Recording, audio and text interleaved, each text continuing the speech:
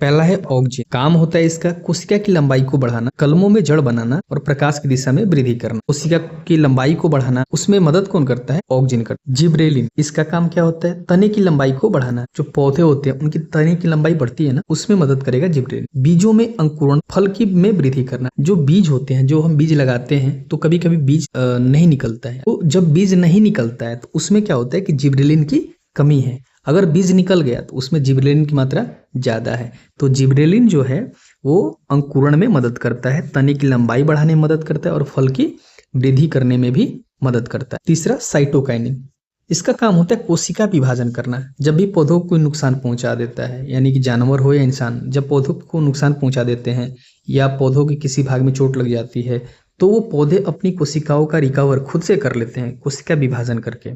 पत्तियों की वृद्धावस्था को रोकना, यानी जो पत्तियां जल्दी से ना गिरे, इसमें मदद करता है साइटोकाइनिन। चौथा है एब्सेसिकम, इसका काम होता है वृद्धि रोको, कि जो पौधे होते हैं वो तो बढ़ते जाते हैं, तो कुछ तो ऐसा होना चाहिए, कोई तो ऐसा हार्मोन होना चाहिए जो पौधों की गति को कंट्रोल करे, पौधों की गति को रोके, मतलब उतना ही वृद्धि होने दे, नहीं तो पौधे ज्यादा अगर बढ़ जाएंगे तो गिर सकते हैं। इसीलिए पौधों की वृद्धि को कंट्रोल कौन करेगा? एब्सेसिकम।